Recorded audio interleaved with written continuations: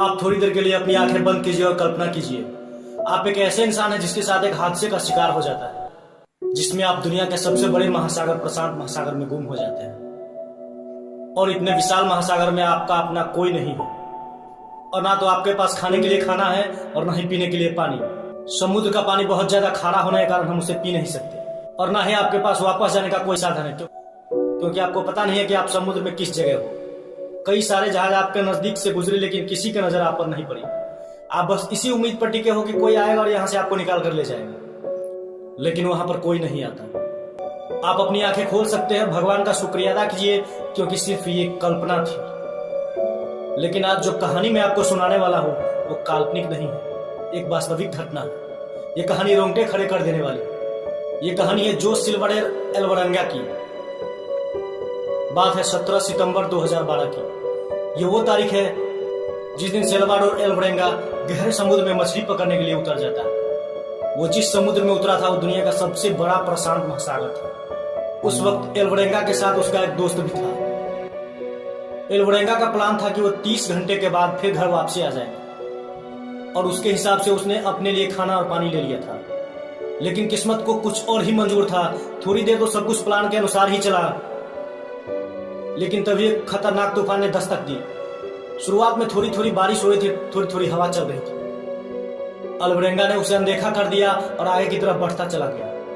एल्वरांगा को यह नहीं पता था कि आगे क्या होने वाला है। नई मुसीबत उसका इंतजार कर रही थी।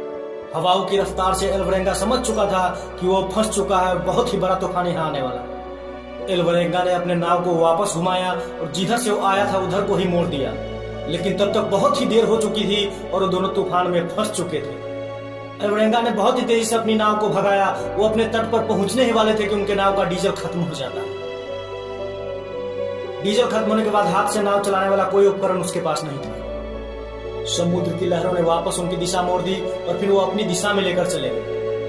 उनके पास कोई चारा नहीं था सिवाय उनके नाव में बचा हुआ रेडियो सिग्नल के अलावा, जिससे वो किसी दूसरी टीम से कांटेक्ट कर सकते थे। 4-5 दिन के बाद उस रेडियो की बैटरी डेड हो जाती है और उनको उम्मीद खत्म हो जाती है। उनको ये नहीं पता था कि वो किस तरफ जा रहे हैं। वो जहां से शुरू किए थे उधर से 500 किलोमीटर की दूरी पर उनका नाव था। रेस्क्यू ऑपरेशन चलाया गया और बहुत ही छोटी सी नाव होने के कारण उनके नाव का कुछ अता पता नहीं लगा। एल्वरांगा जो भी अपने साथ खाने पीने का सामान लाए थे और पानी पीने का और जो भी मछली उन्होंने पकड़ रखी थी वो सब समुद्र में फेंक चुके थे, क्योंकि नाव में धीरे धीरे पानी भर गया था ताकि नाव जो स्पीड में चल सके। भूख से उनका हाल बेहाल हो चुका था और हाल के कारण उन्होंने वो किया जो कोई इंसान नहीं कर सकता। अपने हाथ से उन्होंने समुद्री जानवर जैसे मेढक को पकड़ा और जिंदा ही उसे खा लिया। अपनी प्यास को बुझाने के लिए वो बारिश का पानी पीते थे। अंततः उन्होंने अपना पेशाब पिया और जानवरों का खून पिया। दिमागी रूप से वो बहुत कमजोर होते जा रहे थे। 4 महीने गुजर जाने के बाद उनका साथी जो था वो जिंदा मांस नहीं खाने के कारण मरने की कगार पर पहुंच चुका था और अंततः उनकी मौत हो गई। एल्वरांगा अकेला बच गया था। उनके साथ बात करने वाला भी कोई नहीं था। उनके लिए जीना अब संघर्ष हो चुका था। एक एक दिन एक एक रात काटना भारी पड़ रहा था। उनके पास करने के लिए कोई काम नहीं था। एक जगह बैठे बैठे उनके शरीर के पार्ट पुर्जे खराब हो रहे थे। बस वो आसमान की तरफ देखता रहता था ताकि कोई आए और उन्हें सिग्नल दे और वो उन्हें ले जाए वहां से, लेकिन वहां पर कोई नहीं आया। अब तक 6 महीने गुजर चुके थे और एल्वरांगा प्रशांत महासागर के बीचों बीच पहुंच चुके थे। वो अपने जीने की उम्मीद लगभग खो चुका था। एक दिन उम्मीद की किरण जगी और उन्होंने बहुत बड़ा शिप जाते हुए देखा। उन्होंने बहुत हाथ दिया, बहुत आवाज दी, लेकिन उनको कोई देख नहीं सका, कोई सुन नहीं सका। उनकी यह आखिरी उम्मीद भी खत्म हो गई कि कोई अब उसे ले जाएगा। अब एल्वरांगा अपने गांव से 10,000 किलोमीटर की दूरी पर था। अब एल्वरांगा ने अपने आप को भगवान के सहारे छोड़ दिया। बहुत सारे जहाज उनके ऊपर से गुजरे, लेकिन उनके मदद को कोई नहीं आया। एल्वरांगा के जीने की चाहत के कारण ही 400 दिनों बीत जाने के बाद भी अभी भी एल्वरांगा जिंदा था और बचने की उम्मीद में था।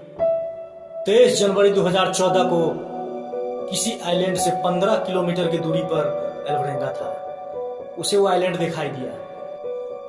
आइलैंड को देखते ही एल्वरांगा के मरे हुए शरीर में भी जान आ गई। पूरी जान जी लगाकर वो उस नाव को उस आइलैंड की तरफ ले गया। वो जैसे ही आइलैंड पर पहुंचा, 438 दिन बाद उसने पहली बार जमीन देखा।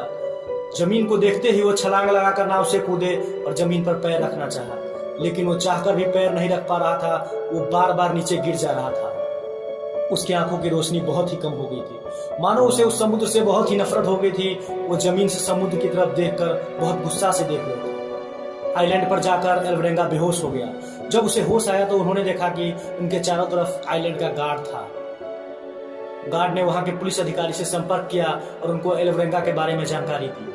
एल्वरेंगा को आखिरकार उन्हें देश भेज दिया गया। एल्वरेंगा को अपने देश में पाकर उनके परिवार वाले बहुत ही खुश हो गए। उनकी आंखें खुली की खुली रह गई, क्योंकि सब ये मान चुके थे कि एल्वरेंगा मर चुका है। सबसे ज्यादा खुशी उनके 14 साल की बेटी फातिमा को हुआ कि उनका पिता अभी तक जिंदा था, जिनको मृत मान चुकी थी। दोस्तों, ये कहानी एक ऐसे इंसान की है जो 438 दिनों तक समुद्र में अपने हिम्मत के दम पर जिंदा रहा और अपने जुनून के बल पर बच पाया। दोस्तों, ये कहानी हमें क्या सिखाती है?